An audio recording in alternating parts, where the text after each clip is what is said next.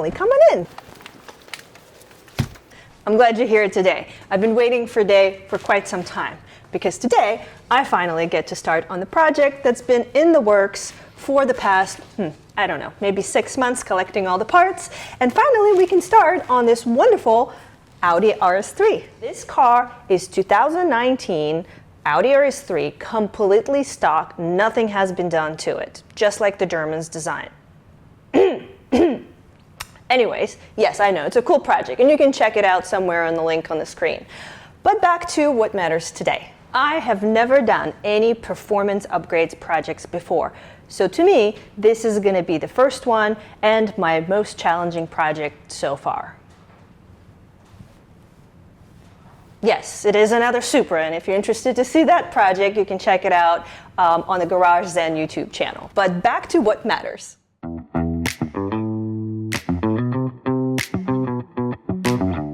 So to help today with the project, Matt is here. You all know Matt. Hi, Matt. And we have this smorgasbord of parts that we've prepared for this project. So we're going to cover all of them, what they are, where they're from, what they cost, and then we'll get to the project.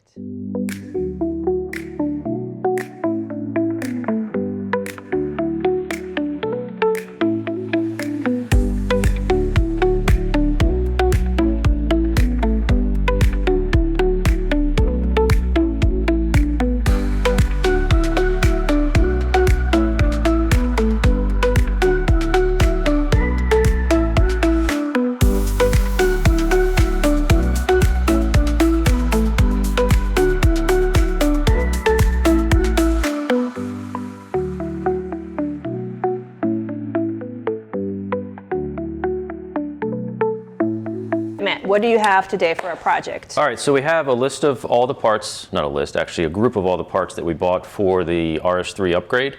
So I have a little list here we're going to go through just so you guys know the cost. This is the drive shaft removal tool, which we got from CTS. The reason we went with CTS usually was cost, but theirs is actually some kind of tool steel. So I know some of them are aluminum. This is really nice quality, even though CTS doesn't get, like, you know, 5-star review a lot of places. But this is a nice piece. This was $89. It just clamps on your drive shaft. You put a slide hammer on and bam, you pop it out. So this is pretty cheap. The next thing is the CTS 5-inch intake kit, which consists of this box, this big 5-inch tube, which again, this is nice quality. I don't know why this brand gets some of the dislikes that they do, but I see pretty good quality. This is this piece, this, which kind of replaces the OEM one, all the boots, and a big, I don't think it's a K-net, I don't know what brand filter it is. Oh, it's their branded, so we don't know what brand it actually is. But it looks like a pretty nice setup. That is $4.99. The next piece from CTS is their 4-inch turbo inlet. This is a cast aluminum piece. It has some machining on it. The flanges and everything look nice. We don't know how it fits yet, but we're going to find out. But it looks like a pretty nice part. That was $2.49. The next thing was the CTS. This is, I think, there's called their like RaceSpec downpipe, and this was the first part that we kind of spec'd out. And there's their branding on it there. And the main reason that we initially looked at this, because this was the first part we looked at, was they use a cast stainless elbow off of the turbo. The one thing that we've read is the RS3 has a lot of problems with wastegate flapper noise. This is supposed to help because it's going to absorb some of that noise. We're not sure, we don't have it on the car yet, but that is why we went with that. That one was $6.49. Okay, so let's go ahead and switch gears and let Jana take over and go over some of the more nicer, fancier parts. I get to do the fancy parts. So for our tuning software, we're using the Dyno Spectro DS1. And the reason we wanted to go with that is primarily so that we have a flexibility to make changes down the road and not have to flash tune every time we want to test or change something. And that piece was $12.99. And then my favorite, because it's the biggest, shiniest part that's going on this car, is the Iroz intercooler. This is a 1,000 horsepower intercooler. It is Garrett core, and it is, I believe, 4 inches. But I brought my magic tool here to give you guys some specs. So we have about 3/4. Almost 4, yeah, pretty much 4. I think we can say it's definitely 4-inch core, and then it's about 24 inches wide, and it is, let's see what we got here, 12 inches tall. So those are your specs right here. There were a lot of other intercoolers out there that we were testing out and pricing and checking. And most of them are actually less than the Iroz. This intercooler was $17.79. And there were a lot of other options out there. I actually found a really cool one that was already, I think, powder coated or painted black, which I thought would be cool. But what was important that my husband taught me is that we want to make sure it's good quality product. So we went with Iroz. It is a Garrett core, guaranteed, we know that, and it has billet and tanks. So that's also a great bonus. And that's it for the parts. And that brings us to a whooping total of $4,564.99. That does not include tax or shipping or anything like that, or the labor of installing. Because my labor of installing, it's free. I got my husband. So if you have any questions on these parts, comment below. Happy to respond and chit chat with you. But let's get started on actually putting them on.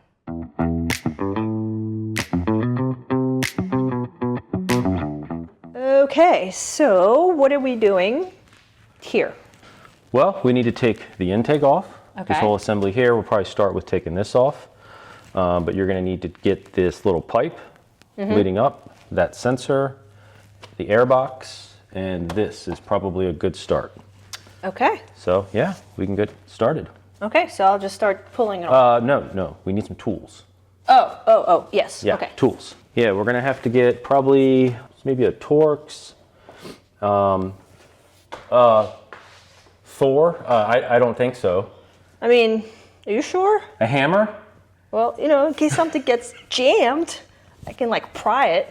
We can definitely take it apart that way, but I don't think we can put it back together ever. Oh, okay. So what tools do I need? Let's go ahead and make a list. Okay.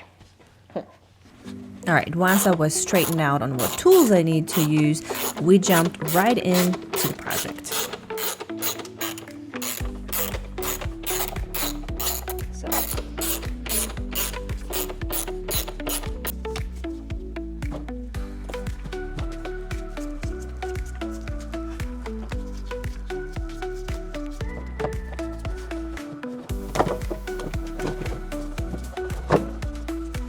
First part is off.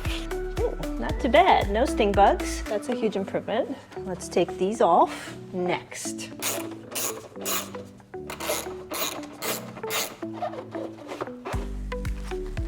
That was the easiest part I have ever taken off. Look at you, all Audi certified.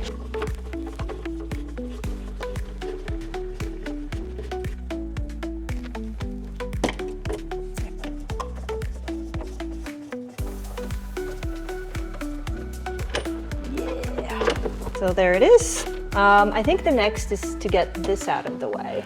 I'd say that's probably the best guess. We have a sensor, and then it has this big compression clamp, which those are sometimes hard to get off. And then our next step would probably be to get it up in the air. What do you think? Yes. I don't know. I'm doing this for the first time, so I have honestly no idea. And to be completely honest, we did not even look it up, like Nope. on the YouTube by anybody else doing it. So we're kind of flying for the seat of our pants here today. Yeah. But that's fun, right? Yeah, that's not what I meant when I said we're using mirrors. Yeah, I know. My hair is everywhere, but the car is not running, so we're okay. That is correct. If your hair gets caught, the only people that are going to make fun of you is me and everybody watching. Hey, you know what? It'll probably make me very famous, though. Huh. Okay. See? Let's hope it's a good Audi certified 2.0 now. Uh-huh. So Audi, if you're listening and you're watching, she is ready to become a master mechanic. This is so cool. I'm watching you work. I'm the one that usually has to do this stuff, you know, and I just get to sit here and hang out. You know, not a bad thing. It's not a bad thing. We're all just hanging out today. Well, you are. While Not. getting stuff done. All right, pay attention. We don't want you to lose your job at Audi. That's right. I'm a very serious employee. Mm-hmm.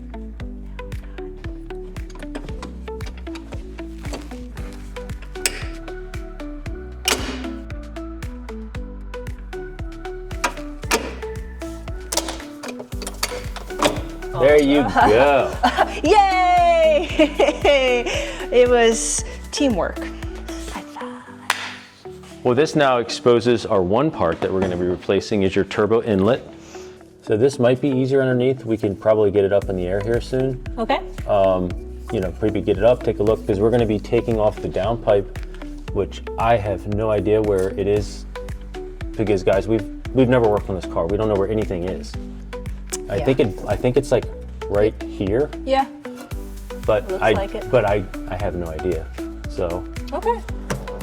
So next step, let's get it up in the air. let's right? go ahead and get repositioned. All right.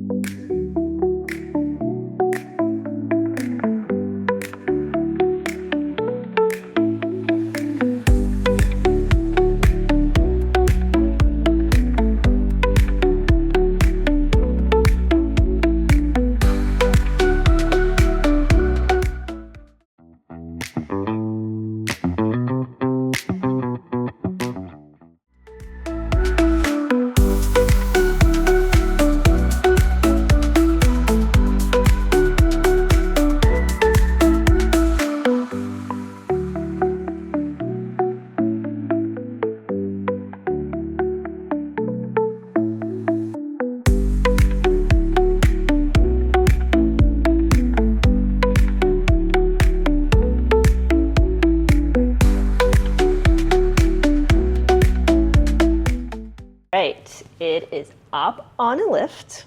So now we need to figure out what needs to be down here. And we found something really cool. Because you know, when you start a project, a lot more things come up and add to the list. We have a leak. And to be honest, I'm not sure what's leaking, where and why, but we have a leak, and good thing we have it up in the air. So we can actually take this panel off and take a peek and see what's going on. All right, one thing I forgot to mention is safety first. And I have this cool spray, Croil Penetrant. Pro grade. Anyway, so we're going to spray that here because some of these bolts look like they have been around and potentially seized. So this is supposed to lubricate and loosen them up. So we're going to start with that and give it time.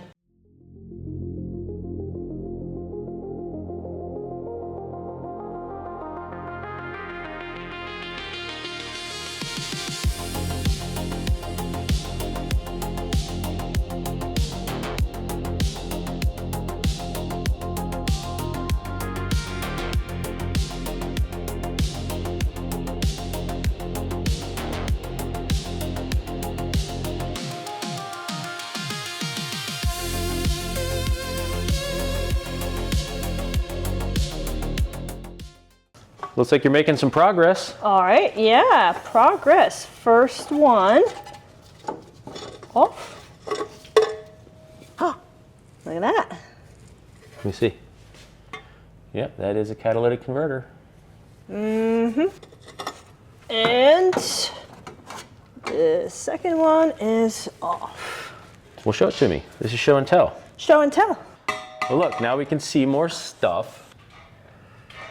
We have our little Nemesis drive shaft that we need to get out of there at some point. And you can see, if you come back here, I understand now why you can't get the downpipe out, because it like Y's around the drive shaft. Uh-huh. So the drive shaft does have to, so we probably have to take all this out. Why don't we go figure this out? Yeah, that's a good idea. We can go figure it out because apparently my idea of just removing this plate right here, somebody's like, no, you can't remove this plate. That's the whole subframe. I'm like, whatever, subframe, call it whatever you want, just remove the plate. Let's just remove this subframe. No, I'm kidding. We're not going to be removing. Yeah, I realize that's kind of a big ask over there.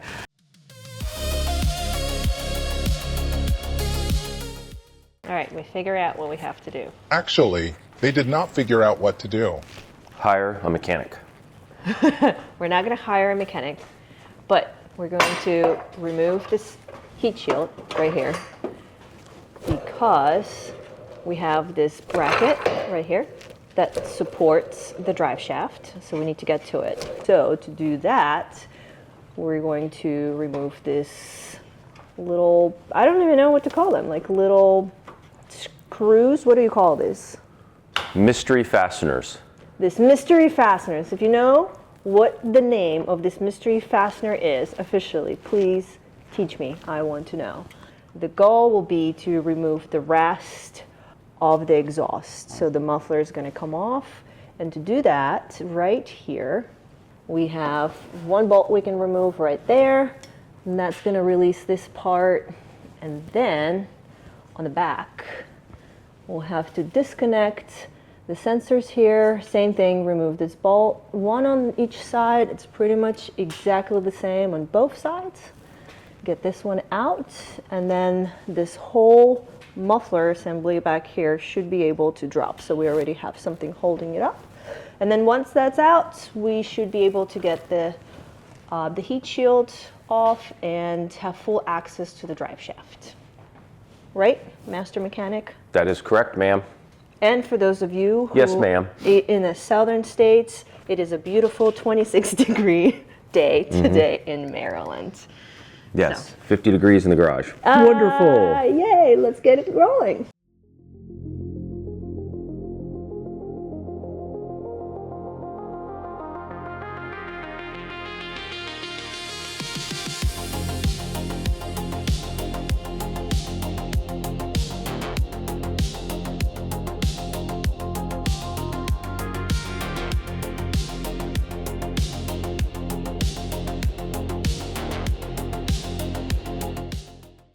Heat shield is off.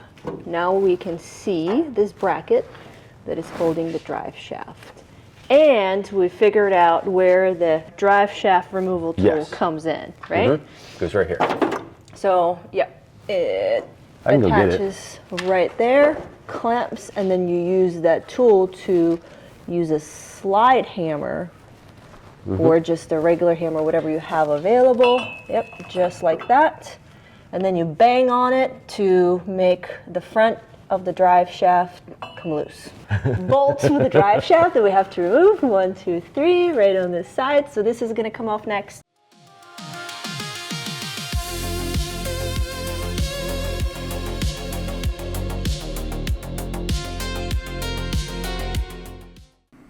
Now that the drive shaft is ready to be removed, before we proceed, we need to remove this bracket and remove these 2 bolts. It will allow for the drive shaft separation, and very important.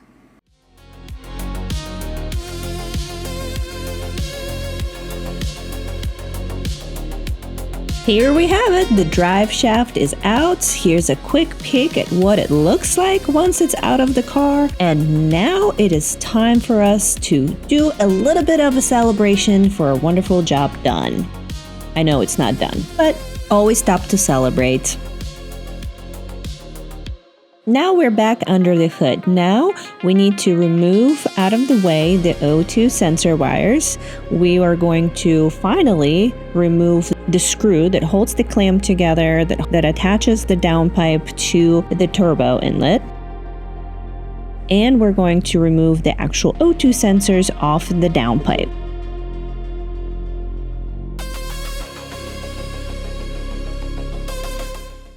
Looks like you got yourself in a dilemma here. One thing we didn't realize is to finish removing the downpipe, we need to remove this heat shield. And of course, somebody designed it so that the screws that are holding it in place can only be addressed from the most uncomfortable position ever. Of course. So you would need to use a mirror. There's 4 of them. We got 2 removed and got too excited, but that wasn't enough. And hopefully you can see what I can see in the mirror. Yeah, kinda. Yeah, so Maybe. it's very, very tricky to get to. you know, when things get really hard, they get even harder. You got it? And there it is. Look at that win. There we go. Oh my gosh, look at all the... All right, so this is 4 locations where this wonderful Allen bolts were in. So this is now out of the way, and now this allows us to get to this bracket here. So we need to remove it in the back. So back to the point of bringing hammer to this project was actually the right move. Wrong. No, it was not. Yeah, it was the right move. So Wow, I you gave have it such a long punch. Where did you get that? Is that gold? It's brass. Oh. But yeah, so by hitting it, we were able to release. Show me where you hit it. Hit it right here. So, and we just whacked it, and it popped right off the flange, and the band came right off. So now we're gonna go back up, and we're gonna go back under and see if we can finally get this downpipe off, or if we still need to play around and mess around with a heat shield, because as Matt pointed out earlier, Yeah, it moves along with the downpipe when you move the downpipe, so we'll have to figure it out. So let's get car back on the lift.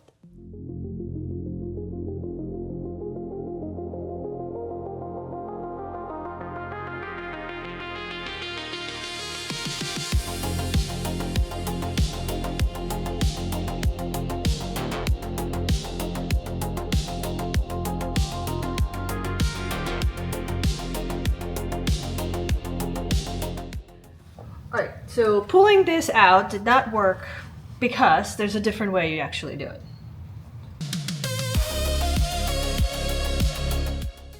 There is a different way that we have discovered, Yes. and that is you have to lower the subframe, which is insane.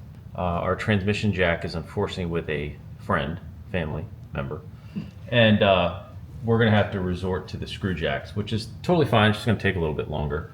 So we have them supported at the back of the subframe at the suspension pickup points. This looks like one of the mounts here.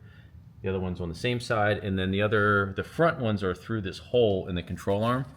The front ones are through this control arm. The bolt you can see up there. So what we're going to do, since we don't have the transmission jack, we're going to go ahead and just loosen the front ones and remove the rear ones right here, and basically end up with kind of like a little teetering effect, so we can drop the rear subframe, and hopefully this will slide out. We don't know if it's going to work yet. If it doesn't, we're going to have to support the whole thing with the transmission jack and drop it even more. So this is our first attempt. We'll see if it works.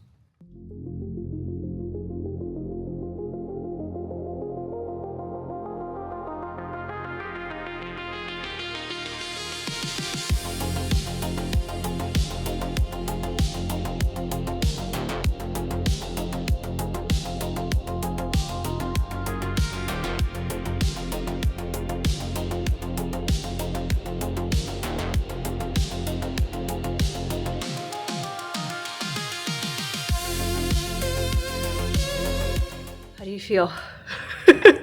That was literally the worst downpipe I've ever removed from an OBN application. That was insane. We had to drop the subframe. We had to basically remove the transmission mount. We had to support everything. We had to use pressure on this one to tilt the engine backwards. And we had to take off the heat shield. Yeah. So when the heat shield came out, like you said, it fell out of the car.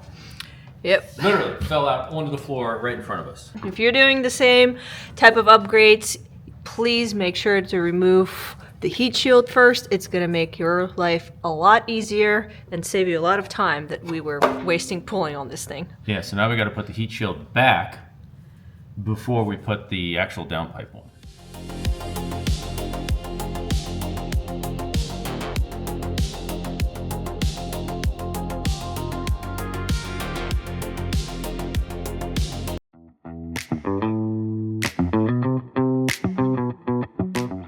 Now that the downpipe is finally out, we need to remove the elbow. At least we're going to try and attempt to remove the elbow.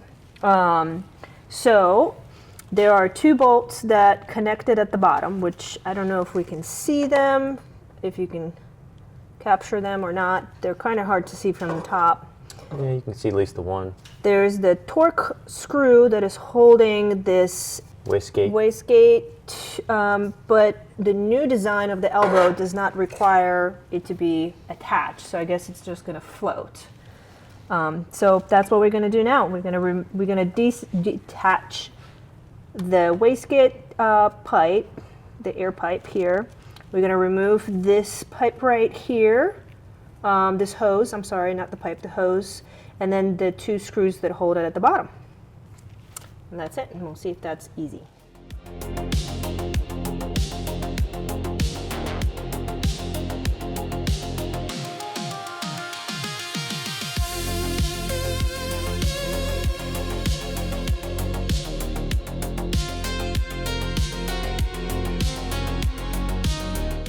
When we just thought that things could get easier for us, they get significantly harder. Because it's Audi, nothing is easy. So now we need to remove the coil packs off because we need to get to this little pipe.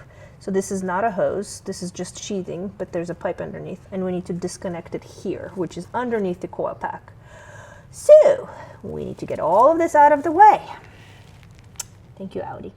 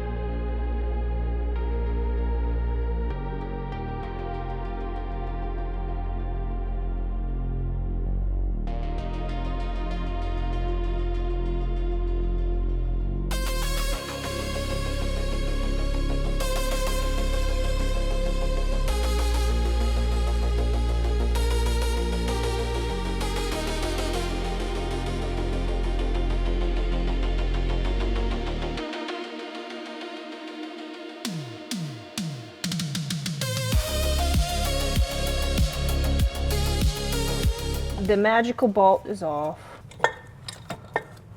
I'll try and get it. See There it? you go. Yep.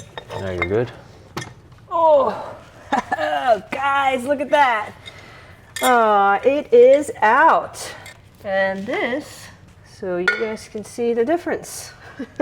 A little bit bigger. Well, I mean, girls always say, you know, size doesn't matter, right? So, yeah, when it comes to this, it definitely matters. so this is the original inlet, and the original inlet can fit inside of the new inlet. I think that's a bit of a flow difference there. Maybe. Wow. And those are, even that side is bigger, supposedly. I guess it just transitions. Yeah. I don't know Well, if it is or not. it is. You can see as it necks in, it gets larger almost immediately. Yeah, that's a nice, that'll be a nice flow difference. All right. This is the attachment for the wastegate line, which they do not provide a support for that. So I guess that's the only caveat, really. Mm-hmm. And now this, do you remember how we have to remove that? Yeah, so we're gonna have to cut a little bit in to pretty much create a flat hat type of a screw, and then use a flat hat to unscrew it.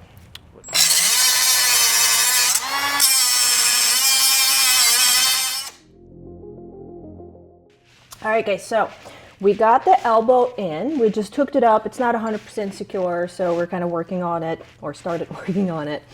And I realized that I have this metal tube in a way. So the kit actually comes with a substitute rubber hose. So what we need to do now is disconnect, pull it out from here. It comes with a little, I guess, what would it call it? Like a little joint.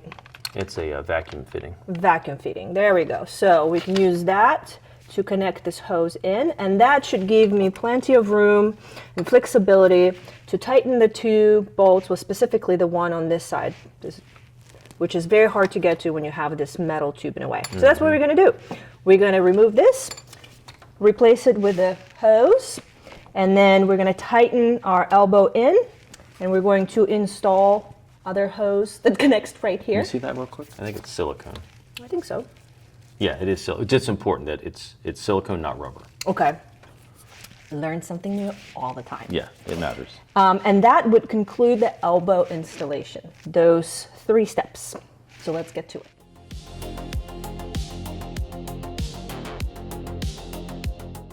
All right, a little snag. So this little hose came in with the CTS kit, and it goes on too easily. So I think that's a problem. This is the part that's the OEM little hose, rubber hose that connects actually at the bottom to the wastegate, and you can see the difference in size right there. Yeah, quite a bit of difference. Yeah, so this would not be safe to keep it on. But good thing we had some hose in stash, so we will be able to fit our hose instead of the one that comes with the kit.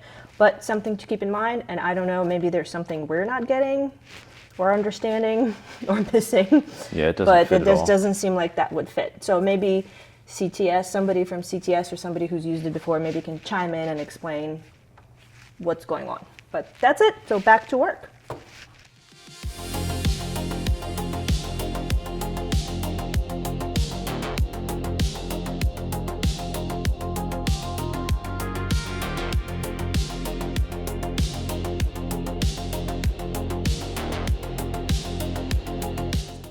All right, the status is our elbow is finally secured at the bottom. Let me take a look. It took some effort. New elbow is much wider. It took a lot of finesse.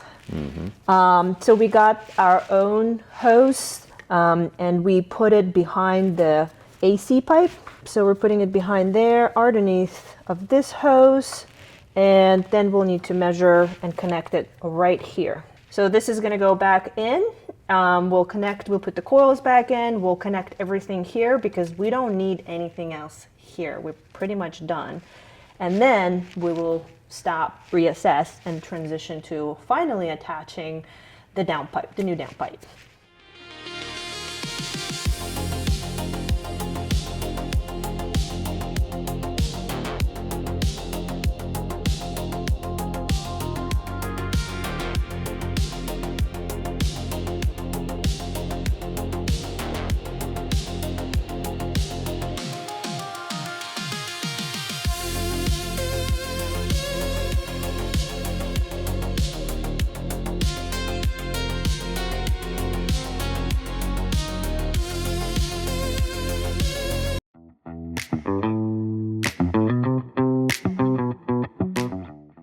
All right, everything is back in place and secure.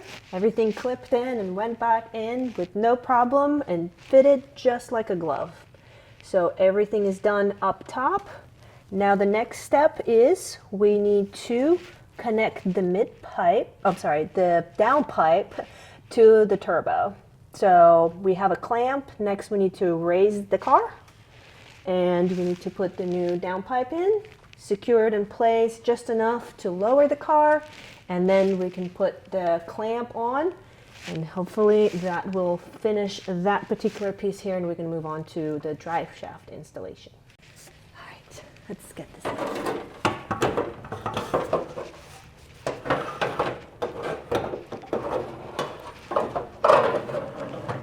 Pivot, pivot. All right, so here's what we're going to do. While Okay, fine. Well, you go ahead and hold that in place. I'm going to lower the car down, and No, we're not doing that. you might not be the same woman anymore. I'll be a very short woman.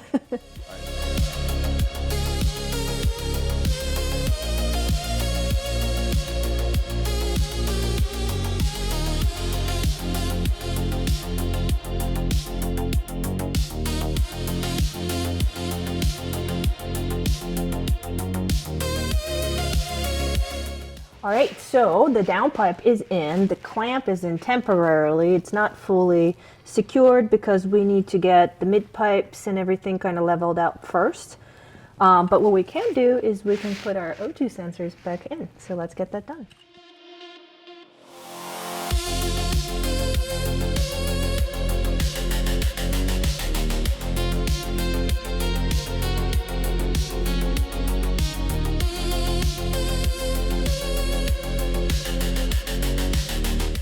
What are you doing there? All right, this is nice and snug. Oh, well, right, good we job. just finished up securing our subframe. The transmission is already secured. We did that at the top. So now what we need to do is we are going to install the drive shaft. So the downpipe is now nice and snug, but it still has some play so that we can align it with the midpipes once those are here. Oh, speaking of which, you know, while we're here, I decided to order and add new midpipes. So once they come in and we align them, I'll let you guys know what they are and how much they cost and update the cost of this project.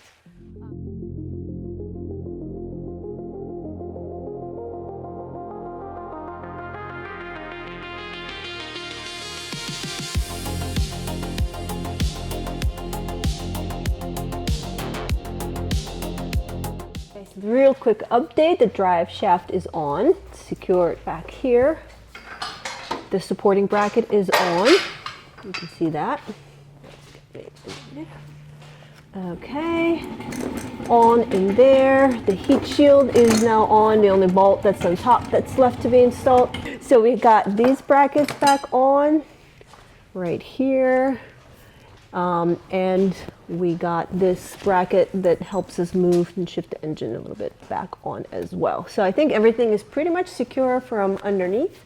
Just waiting again on the midpipes. And those should be coming in soon, and then we can bring the car up on the lift and finish this part. But for now, let's get back to under the hood. So let's take the car down and see what's next.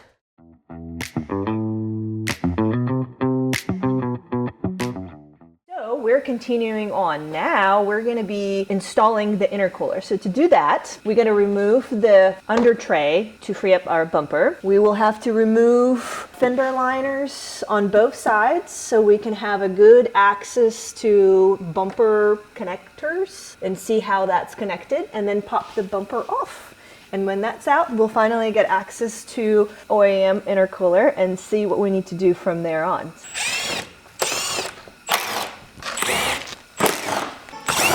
There you go.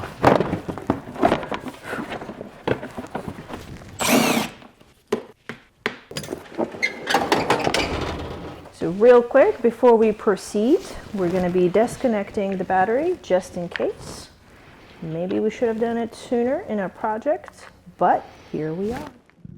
Removing the bumper was pretty straightforward. You have about 2 screws on the side and 1 screw deep down under the headlights.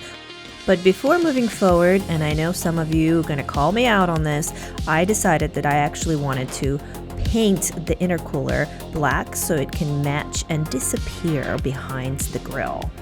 I know, form over function. This was my first time doing it and it did not start very well, but it did get better. And a bit more better. Until it got pretty good for the first time. Now check out the final result and let me know, what do you guys think?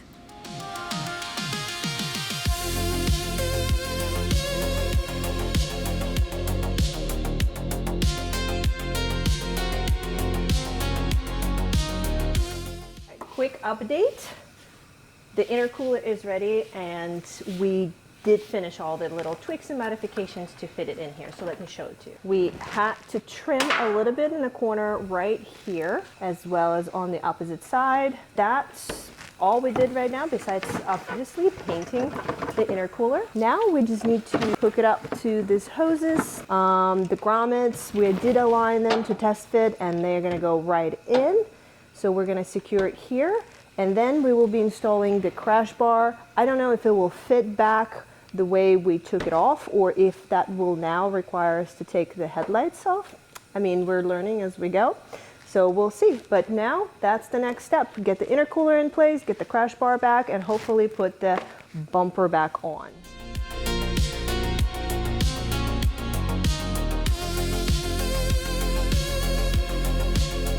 Getting the intercooler on was fairly easy, especially once we made those modifications and cut the corners to fit it better. We got the hoses back on, put all the fasteners back in, and I think it turned out pretty well. What do you guys think? Let me know in the comments. I think it's a pretty good first time job.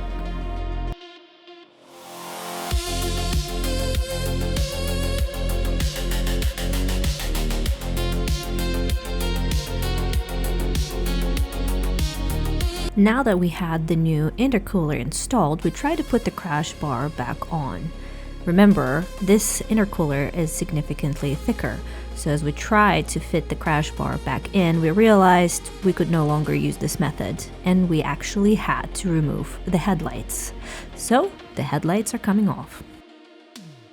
Alright, I took the first pass and took out the passenger side headlight. I've never done it before, but it was actually quite easy. It had a few screws, and then we were on to the next one. Matt, on the other hand, also got the chance to remove a headlight. Yay, Matt! And he got to remove the driver's side headlight. I was just there to be a very good wife and distract him and make sure that he takes extremely long time to do a very simple task. I mean, what else are wives are for, right? So we tried to fit the crash bar back on. We tried different approaches. Unfortunately, it did not fit. We had a gap that we needed to fix. So we tried different methods, see what we could do, but based on the design of the intercooler, unfortunately, the OEM crash bar does not fit and it needs to be modified. So just when you think things are going your way, things start not to go your way. So now, check this out. So now we have to cut this section out, and then a similar section on the other side, and try to test fit it again and see if that helps.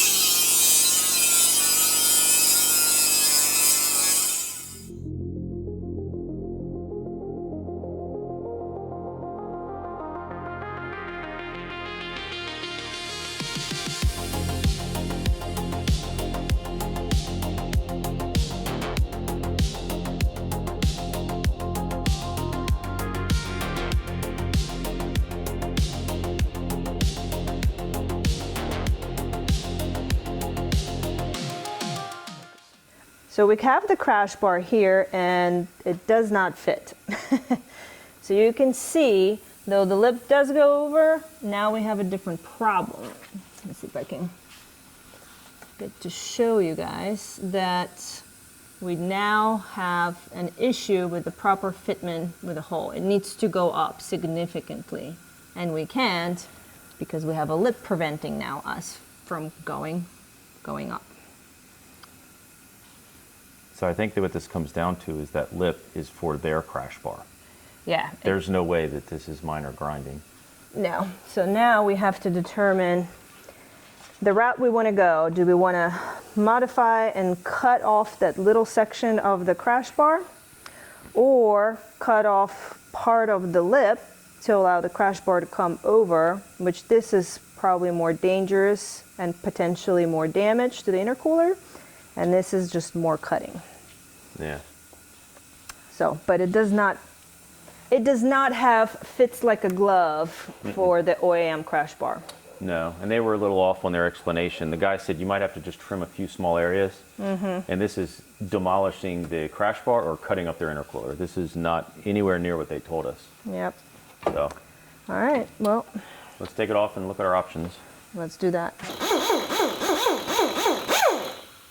Jam master, jam master. Jam master. We ready? Yes.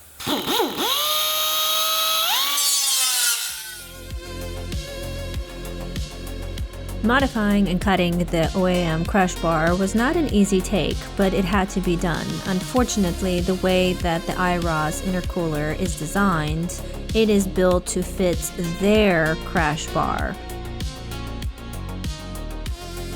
However, if you choose to keep your own OEM crash bar, this is the level of modifications and cutting you would need to do in order to fit them, even though there's no direct and precise instructions, so we kind of had to go off on what we could figure out.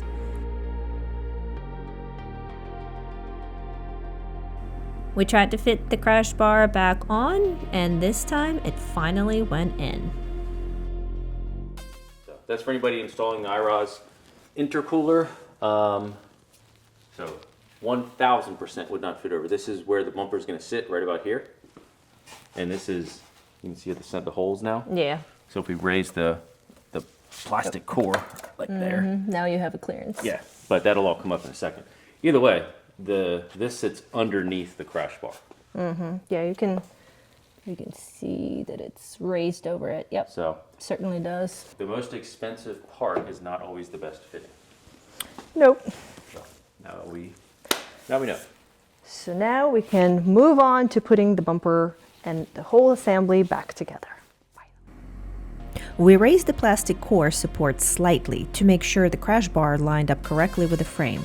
Once everything was sitting where it should, I followed the bolt head markings to secure it back in place. I used a rubber mallet here and there to nudge things into alignment, and honestly, that was all it took. After the crash bar was secured, we double-checked the fitment of the hood and headlights to make sure there were no weird gaps or misalignment. Everything looked clean and even, which was a huge relief. While we were there, we reinstalled the headlights and popped the bumper back on. It definitely needed a bit of strength to snap it into place, but it went on smoothly, and most importantly, nothing cracked or broke. Secured a few screws at the top to make sure that everything is in place. Next, I moved on to reconnecting the headlight wiring, tightening and securing the bumper properly, and reinstalling the wheel liners. Step by step, it all started coming back together and looking like a complete car again. Made sure to reconnect my parking sensors. And that was it, the bumper was together. Look at that, turned out pretty well. What do you guys think?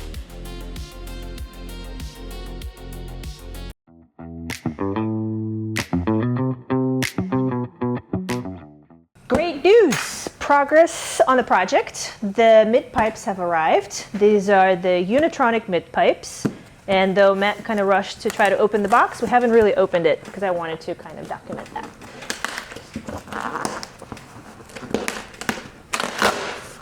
I'm strong.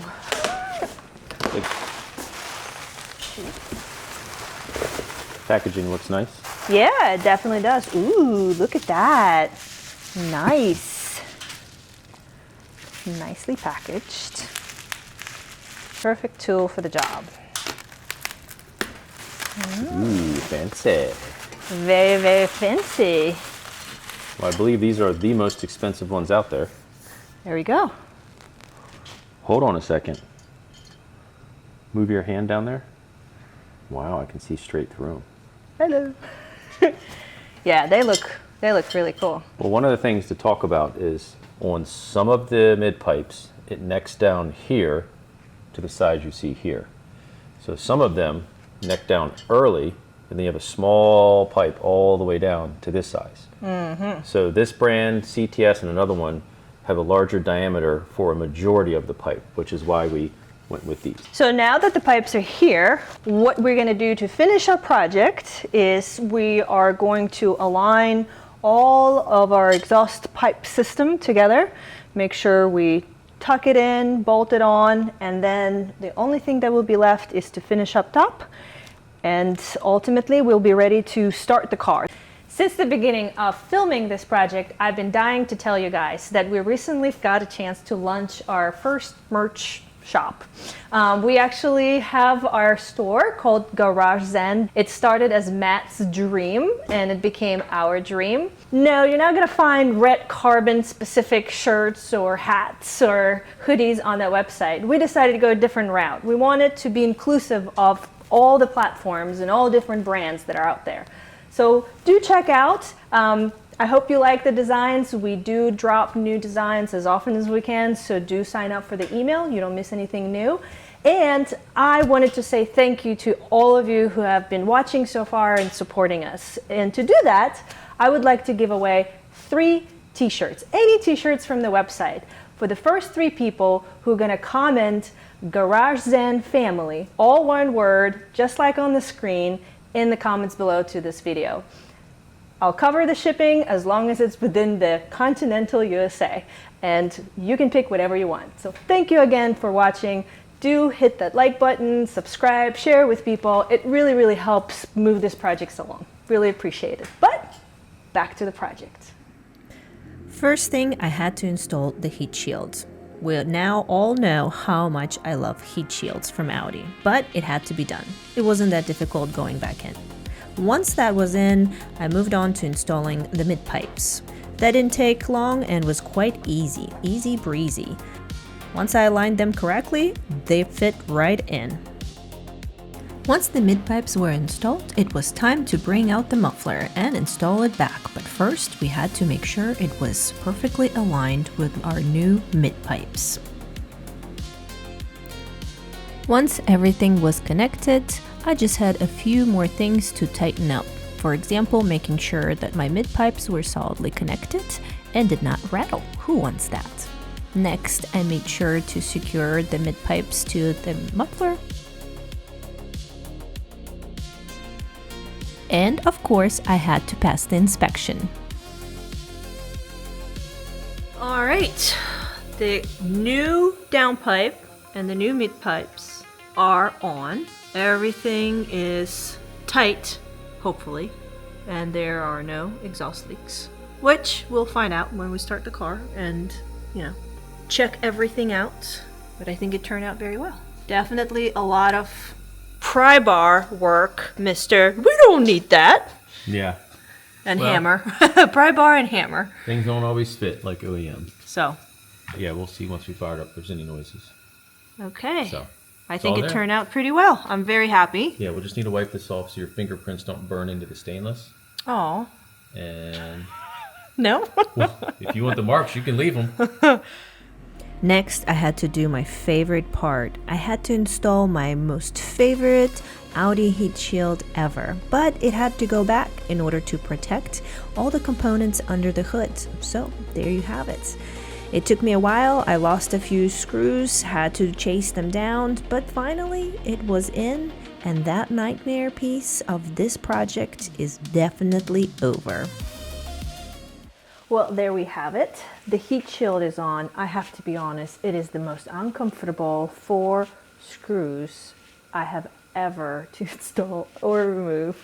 So you might have to spend some time there. Now, what's left is we're gonna remove this tape and we're gonna to install the air intake, put it back into place, install the new box for it, and honestly, that should be all on top here. And that should conclude all the bolt-ons for this project.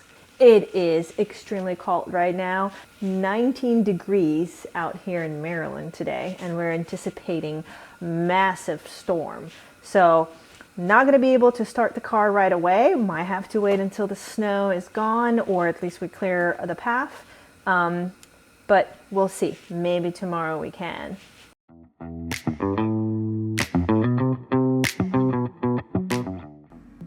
I started by removing the stock recirculation valve tubing, what some people refer to as the blow-off valve tubing, just clearing out the factory setup so we can make room for the new parts.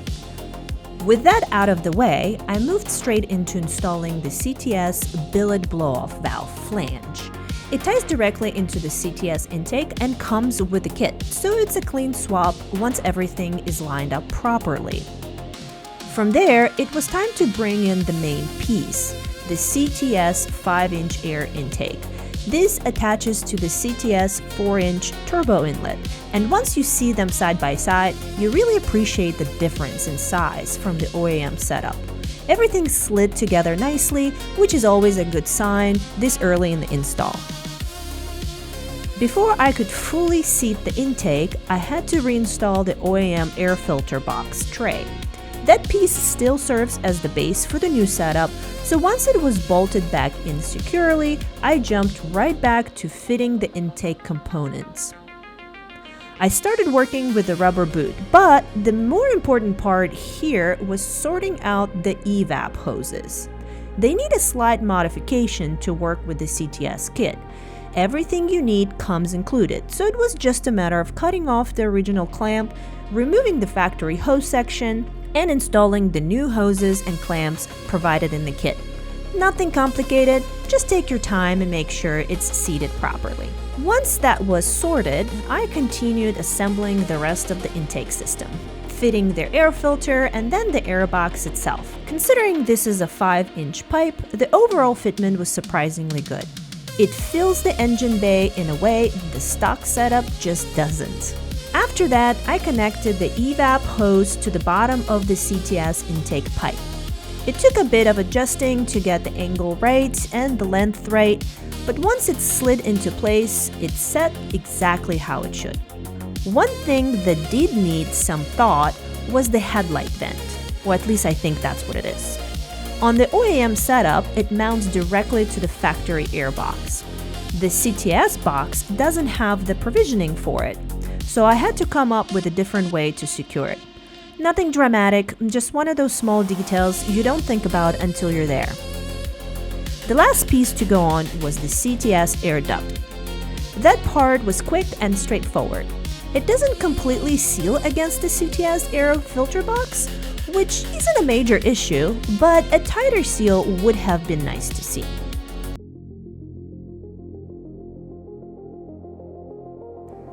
And with that, the CTS 5-inch air intake kit was fully installed. I'm happy with how it came together. For now, I think I'll leave it as is. Down the road, of course, if you guys like this work and this video, I may upgrade the clamps and maybe even step into one of the carbon fiber options. But first, let's hear it. Time to wake up the beast.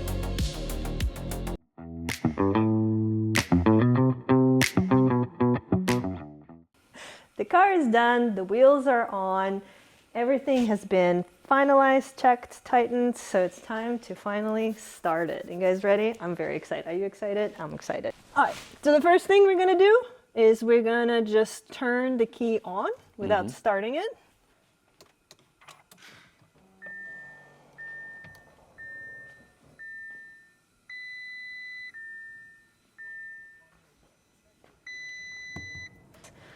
Just listening and seeing if major issues come up. It's angry. It's angry with me. It's yelling. Okay, I think it's done yelling at me. Go ahead and see if it starts. All right. Ready? I'm ready. You guys ready? They're ready. Let's go.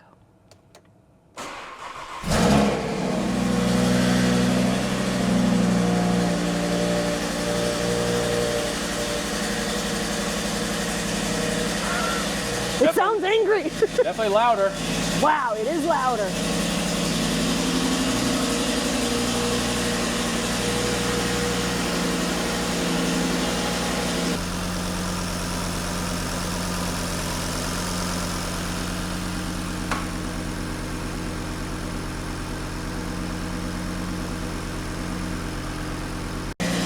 I like the deep raspiness to it. All right, it's in dynamic. There you go. Hear the exhaust now? Yeah. Sounds good. What do you guys think?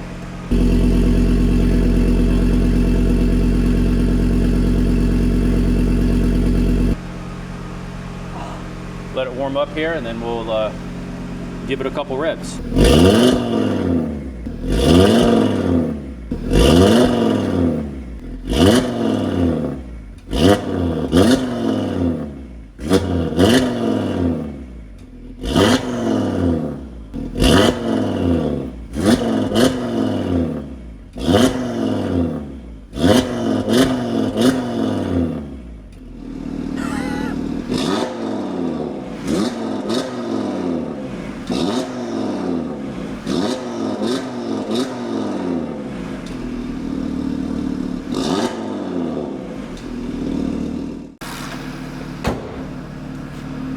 Well, this wraps up this project. I hope you had a really good time hanging out with us today. I know I had an amazing time. This was a very challenging project for me. I made some mistakes, but I also learned a lot, and I think it truly humbled me. Next, what we're going to do is we're going to install the DS1 and we're going to take it to the dyno to see how much performance did we gain from this upgrade. If you haven't subscribed to our channel, please do so. It really helps us and it puts this video in front of others who might really enjoy it. and to make sure that you do not miss our next date together when we take it to the dyno. Check out our shop. We always have something new dropping in. And ultimately, thank you so much for hanging out. Until we meet again.